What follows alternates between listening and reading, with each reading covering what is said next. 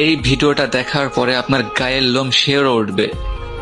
ভিডিওটা হচ্ছে যারা যেই সমস্ত মেয়েরা বেপর্দাভাবে রাস্তায় চলাফেরা করে এবং ফ্যাশন করে রাস্তায় চলাফেরা করে, মানুষকে দেখায় দেখো আমাকে, আমার রূপ দেখো, এমন টাইপের কিছু মেয়ে আছে।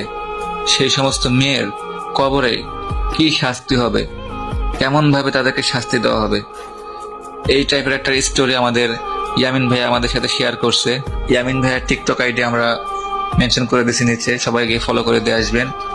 এন্ড যদি তোমাদের ঘরে তোমাদের মা বোন এগুলো করে থাকে বা করে, তাহলে সবাই তোমরা তাদের সেগুলো করা থেকে বিরত রাখবা ইনশাল্লাহ।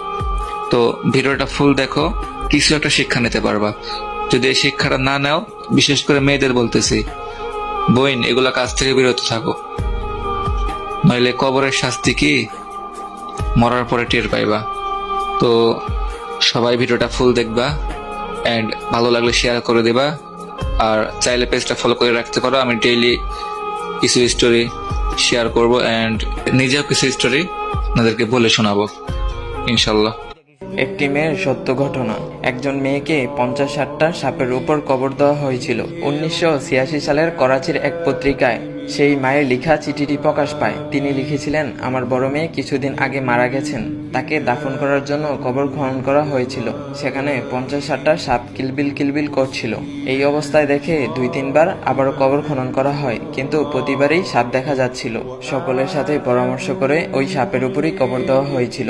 মেয়েকে কবর দেওয়ার পর তার বাবা অর্থাৎ আমার স্বামী নিজের মাথার চুল ছিঁড়তে শুরু করেছিল আর বলতেছিল আমার মেয়ে নামাজ রোজা সবকিছুই করত, কিন্তু পর্দা করত না। তাকে পর্দা করতে বলা হলে সে যা ইচ্ছা তা শুনিয়ে দিত। এক কথায় আমি ছিলাম ব্যর্থ বাবা, অথচ আজ সে ধনুকের মতো বেঁকে আছে। 1414 হিজরিতে শাবান মাসে আমার এক বন্ধু আমাকে জানালো এক এলাকার একটি ঘটনা। আমার আত্মীয় এক যুবতী মেয়ে মারা গেছে। মেয়েকে কবর দেওয়ার জন্য মেয়ের বাবা কবরে নেমেছিল। বাড়ি ফিরে এসে তার মনে পড়ল সে তার মানিব্যাগটা কবরে ফেলে এসেছে, যার মধ্যে ছিল অতি প্রয়োজনীয় কাগজ। তাই তাকে বাধ্য হয়ে ফিরে আসতে হয়। আবার কবর খনন করে কাগজ আনতে গিয়ে মাটি সরিয়ে কাঠ সরানোর পর মৃত্যু মেয়ের অবস্থা দেখে বাবা জোরে চিৎকার করে দূরে সরে এলো। কেন চিৎকার করেছেন জিজ্ঞেস করলে সে উত্তর দেয়, আমি দেখেছি তার সাদা কাফনের কাপড়টা নেই, তার মাথার চুল দিয়ে তার পাগুলো বাঁধা, ভয়ঙ্কর কিছু বিচ্ছু তার গায়ে লেপ্টে আছে।